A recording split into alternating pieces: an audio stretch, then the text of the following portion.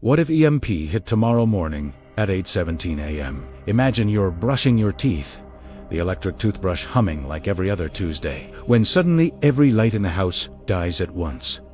Not a flicker, not a brownout, total black. Your phone screen stays lit for 3 more seconds, then it bricks forever. The refrigerator compressor never hums again. Your car won't even click when you turn the key. And in that exact heartbeat, 330 million Americans just got thrown back to 1850.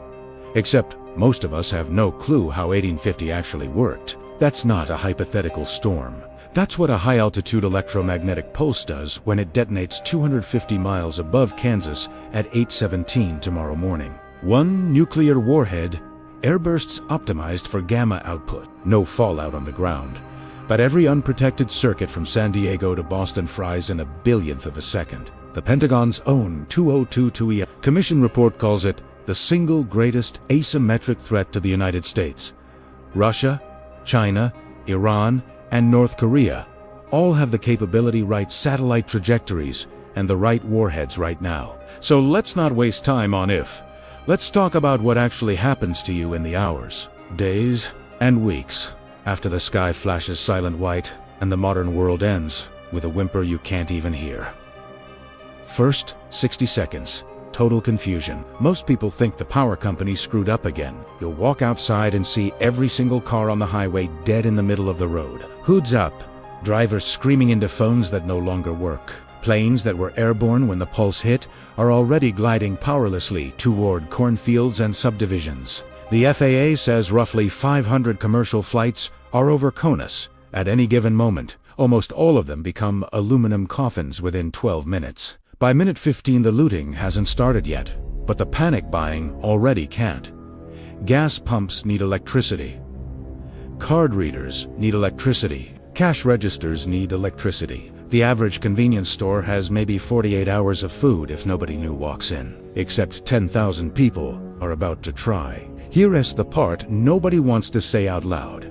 90% of the population dies in the first year after a full-scale EMP, according to the Congressional EMP Commission, and most of those deaths aren't from starvation. They're from dysentery, because every single water treatment plant that uses SCADA controllers just lost its brain. Cleveland, Atlanta, Phoenix, every city that pulls water from a river and pushes it uphill with electric pumps, those pipes run dry in hours. You can live 3 weeks without food, but only 3 days without water. And the tap just became a museum piece. So, survival, technique number 1. And this one is brutal. But physics docent, care about your feelings. You need 1 gallon of water per person per day minimum, and you need it already inside your house before 8:17 tomorrow morning. Not in the hot water heater, because the heating element is now slag. Not in the toilet tank if you live in an apartment on the 10th floor, because the building pump is dead. Actual sealed containers on the ground floor. Bathtubs, lined with contractor bags and filled tonight if you're listening to this early enough. Because once the pulse hits, every drop in the municipal system becomes unreachable. Day 1, the temperature swings are going to murder people faster than thirst in most climates. No HVAC, no refrigerated insulin, no CPAP machines, no dialysis. The national grid isn't just down, it's physically destroyed.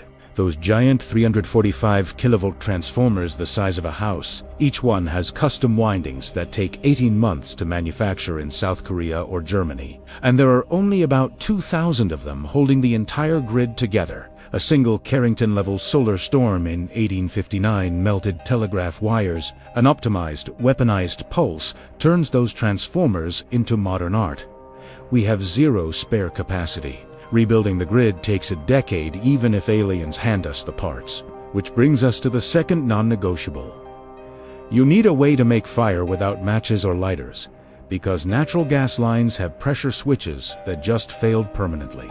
Ferrorod plus petroleum jelly cotton balls beats every butane stash on Earth once the pressure bleeds off, and you need to be able to do it one-handed in the rain, because Murphy is now your full-time roommate. Night 1 is when the real horror show starts. Absolute darkness from horizon to horizon for the first time in 100 years. Your brain isn't wired for that. Predators, human ones, will move under cover of that darkness with night vision goggles pulled off military bases that still had vacuum tube gear and storage. Yes, the military planned for this. You didn't. PVS-14s in thermal that survived the pulse are now worth more than gold, because gold docent T lets you see the guy 3 houses down getting ready to kick indoors. Survival Insight 3.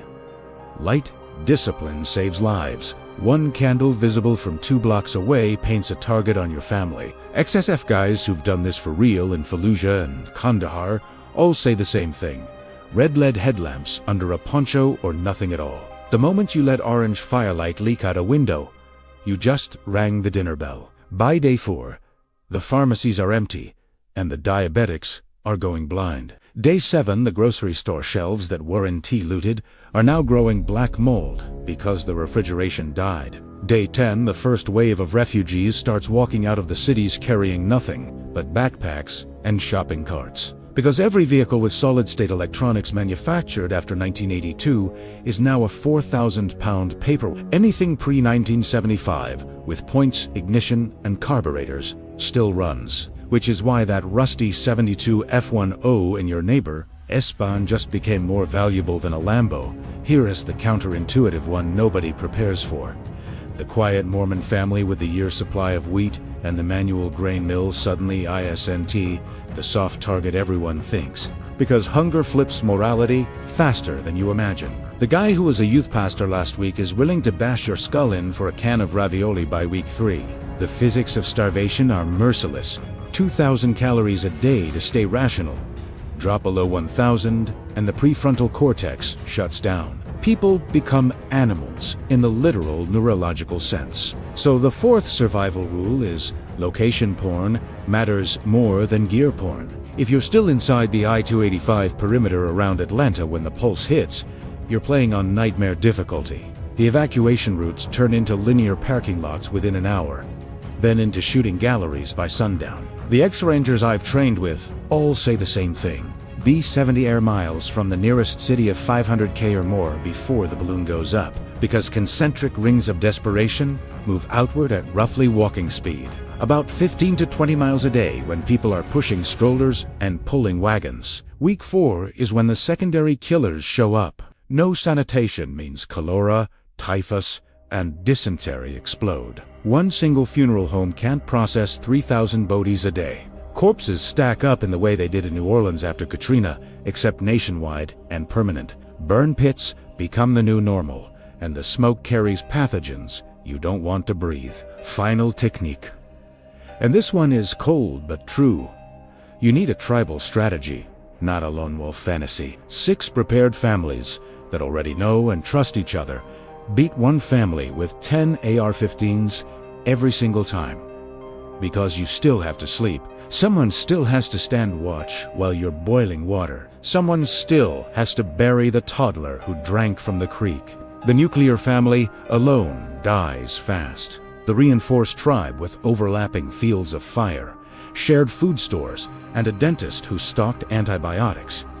That group makes it 2-year 2. Listen, I'm not telling you this to scare you into paralysis. I'm telling you because the science is settled, the capability exists today, and the warning signs are blinking red. If you do nothing else after watching this, fill water containers tonight, buy a couple cases of canned goods you actually like, and get a cheap LMW-MC wave radio with hand crank, because the emergency broadcast system still uses vacuum tubes in spots, because when 8:17 a.m. tomorrow comes and the sky flashes white without a sound, the prepared won't be the crazy ones anymore. The grid might come back in patches after 5 or 10 years if we're lucky. But civilization, as you knew it this morning, that dies permanently at 8:17 tomorrow. The only question left is which side of history you're standing on when the clock hits 8:18. Stay sharp. Stay alive.